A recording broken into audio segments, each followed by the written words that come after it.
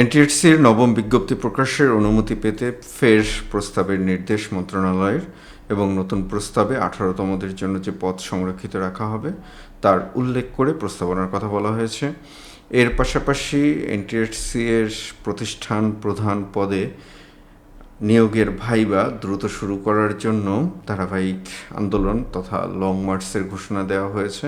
এ সমস্ত বিষয় নিয়ে আজকে কথা বলবো। আসসালামু আলাইকুম, যে যেখান থেকে আমাদের ভিডিও দেখছেন আমার পাঠঘরে আপনাদেরকে আরও একবার স্বাগতম। এনটিআরসি এর সম্পর্কিত আপডেট, সবচেয়ে গুরুত্বপূর্ণ কয়েকটি বিষয় সেটা হচ্ছে যে এনটিআরসি নবম গণবিজ্ঞপ্তি কবে নাগাদ প্রকাশিত হবে। আমরা শুনতে পাচ্ছি বেশ কিছু আলোচনা, বেশ কয়েকদিন যাবৎ শুনতে পাচ্ছি, মোটামুটি বছর দুয়েকের মতো হচ্ছে, যে কোনো সময় প্রকাশিত হতে পারে, বা সামনের মাসে বা তার পরের মাসে বা এই মাসের মধ্যে প্রকাশিত হতে পারে এনটিআরসি এর নবম শিক্ষক নিয়োগ গণবিজ্ঞপ্তি। এর পাশাপাশি এনটিআরসি এর প্রতিষ্ঠান প্রধান পদের পরীক্ষা খুব দ্রুত অনুষ্ঠিত হয়ে গেল, খুব দ্রুত, এতটাই দ্রুত অনুষ্ঠিত হয়েছে যে প্রতিষ্ঠান প্রধান পদে যারা ভাই বসেছেন তারা মানে ঠিকঠাকভাবে প্রস্তুতিও নিতে পারেননি। কিন্তু সেই জায়গাতে ভাইভাটা আজকে অনেক দিন হয়ে গেল, ভাইভা স্থগিত অবস্থায় আছে। স্থগিত বলতে ভাইভা এখন পর্যন্ত শুরু হয়নি। তাহলে এই বিষয়গুলো তো একটু, কারণ ইতিমধ্যে যদি নবম শিক্ষক নিয়োগ বিজ্ঞপ্তি বা নবম গণবিজ্ঞপ্তি যদি দ্রুত প্রকাশ না করা হয় তাহলে সেক্ষেত্রে বয়স চলে যাচ্ছে। আবার এনটিআরসির প্রতিষ্ঠান প্রধান পদে যারা ভাই বসবেন তারা ইতিমধ্যে অনেকেই হয়তো বা রিটায়ার্ড করে ফেলেছেন। তো সুতরাং যেই দীর্ঘসূত্রিতাটা খুব সম্ভবত আমাদের জন্য এক ধরনের খারাপ একটি ইম্প্যাক্ট বা খারাপ একটি প্রতিক্রিয়া রাখছে। তো এই সংক্রান্ত যে নিউজগুলো আছে সেই নিউজগুলো আমরা একটু দেখে আসি। এনটিআরসির গণবিজ্ঞপ্তি এবং নিবন্ধন সংক্রান্ত আপডেট, নবম এনটিআরসির গণবিজ্ঞপ্তি এবং 18তম নিবন্ধন সংক্রান্ত আপডেট। শিক্ষা মন্ত্রণালয়ের নতুন নির্দেশ, ৬৯,৫৭৭টি এন্ট্রি লেভেলে শূন্য পদে নবম শিক্ষক নিয়োগ পরীক্ষার বিজ্ঞপ্তি প্রশাসনিক অনুমোদন না দিয়ে 18তম নিবন্ধনধারীদের সম্পর্কিত তথ্য যুক্ত করে আবেদন ফের পাঠাতে এনটিআরসিকে নির্দেশ দিয়েছে শিক্ষা মন্ত্রণালয়। যেসব তথ্য জানতে চাওয়া হয়েছে: 18তম শিক্ষক নিবন্ধন সনদধারীদের পুনরায় সুপারিশে অগ্রগতি এবং তাদের পদের তথ্য উপাত্ত কোন মানদণ্ডের ভিত্তিতে তৈরি বা প্রস্তুত করা হয়েছে তা জানতে চেয়েছে মন্ত্রণালয়। শূন্য পদের হিসেব, এটা আমরা আগে অনেকবার বলেছি, এবার আর বলবো না এগুলো।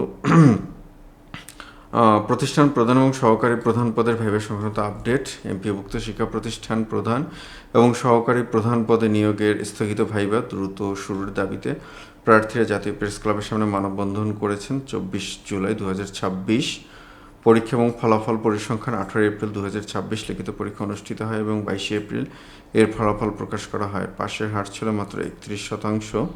উত্তীর্ণ প্রার্থী 15,000।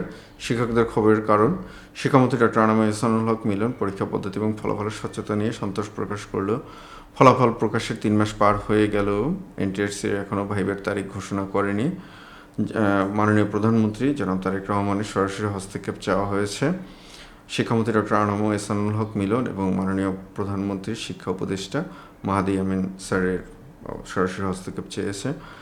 তারা একটি আলটিমেটাম দিয়েছে, অবিলম্বে ভাইবার তারিখ না দেওয়া হলে প্রার্থীরা আরও কঠোর কর্মসূচি পালন করার ঘোষণা দিয়েছেন। সংহতি এবং সহ উদ্যোক্তা সহকারী অধ্যাপক আলতাফুল মোহাম্মদের পাঠানো সংবাদ বিজ্ঞপ্তিতে এই বিষয়ে জানানো হয়। মানববন্ধনে সংহতি জানান সাবেক ছাত্রনেতা উপাধ্যক্ষ শেখ ফরিদ হোসেন, অধ্যাপক গোলাম রসুল সানি। যাই হোক, অর্থাৎ অন্যান্য নেতারা যারা আছেন তারা এই বিষয়ে আবেদন জানান। এখন বিষয় হলো যে তাহলে নবম শিক্ষক নিয়োগ বিজ্ঞপ্তি কবে নাগাদ প্রকাশিত হবে, যে একটি বিষয় এতদিন ঝুলে আছে, অনেকেরই ইতিমধ্যে বয়স চলে গিয়েছে। কারণ এনটিআরসি এর 2 মাস, কখনো কখনো 2 বছরে গিয়েও ঠেকে। তো এবারও সেটা ঠেকলো কিনা, অলরেডি তো হয়ে গিয়েছে, প্রায় 1.5 থেকে 2 বছরের মতো হয়ে গিয়েছে প্রায়। এখন পর্যন্ত নবম শিক্ষক নিয়োগ বিজ্ঞপ্তি প্রকাশ করা হচ্ছে না। তো এটা তো সব কিছু মিলে এটা দুশ্চিন্তার কারণ, এবং ইতিমধ্যে যাদের বয়স শেষ হয়ে যাচ্ছে তো তাদের জন্য তো তাদের প্রতি একটা অবিচার। তো সেক্ষেত্রে আমি অনুরোধ করব কর্তৃপক্ষকে যে মানবিক দৃষ্টিকোণ থেকে বিবেচনা করে এই বিষয়টি যত দ্রুত সম্ভব সার্কুলার প্রকাশের ব্যবস্থা করা হোক।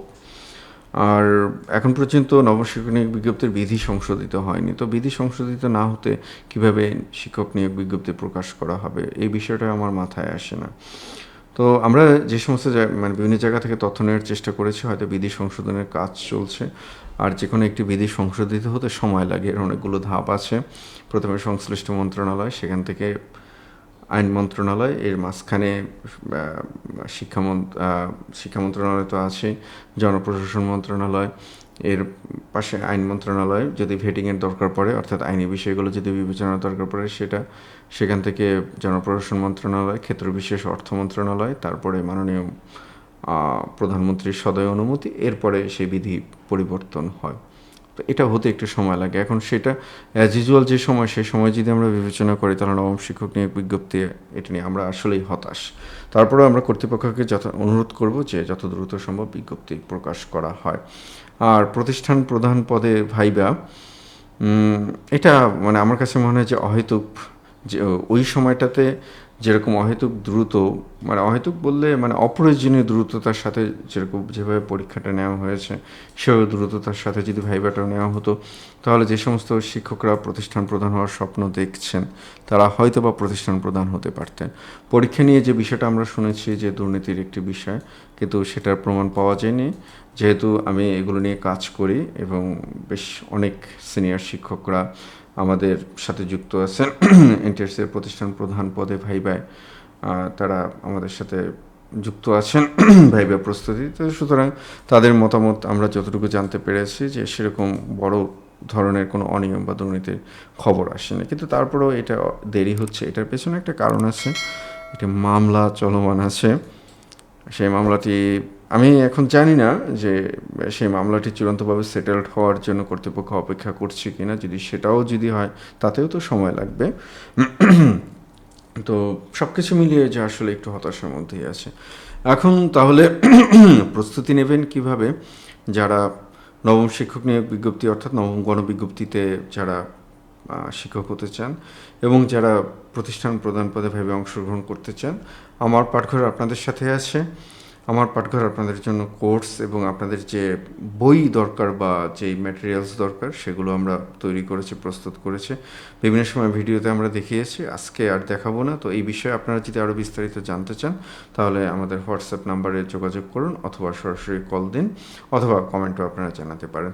একটা কথাই বলবো যে যেহেতু দেরি হয়ে যাচ্ছে, এই সময়টুকু আপনারা আপনাদের কাজে লাগান এবং প্রস্তুতি নিতে থাকুন। একটি কথা আমি প্রায়ই বলে থাকি যে জ্ঞানী লোক বর্ষার আগেই তার ঘরের চালা মেরামত করে। সুতরাং এই সময়টুকুকে আপনারা কাজে লাগান, আপনারা প্রস্তুতি নিতে থাকুন, ইনশাল্লাহ আপনারা ভালো কিছু করতে পারবেন। তো সব কিছু মিলিয়ে একটু অপেক্ষা করতে হবে, কবে নাগাদ প্রকাশিত হয় একটু অপেক্ষা করতে হবে। তো আপনারা এই ফাঁকে আপনারা এই সময়টুকু কাজে লাগান, আপনারা আপনাদের প্রস্তুতিটাকে সানিয়ে নিন। তো এই বিষয়ে এনটিআরসির কোনো বিষয়ে যদি আপনাদের কোনো মতামত থাকে বা কোনো প্রশ্ন যদি থাকে, নির্দ্বিধায় আমাদের কমেন্টে জানান, ইনশাআল্লাহ আমরা উত্তর দেওয়ার চেষ্টা করব। এবং আমাদের ভিডিওগুলো যদি আপনাদের কাছে ভালো লেগে থাকে এবং বিশ্বাসযোগ্য মনে হয়, অবশ্যই লাইক, কমেন্ট এবং সবচেয়ে গুরুত্বপূর্ণ সাবস্ক্রাইব এবং শেয়ার করে আমাদের সাথে থাকবেন। সবার জন্য শুভকামনা, ভালো থাকবেন। আসসালামু আলাইকুম।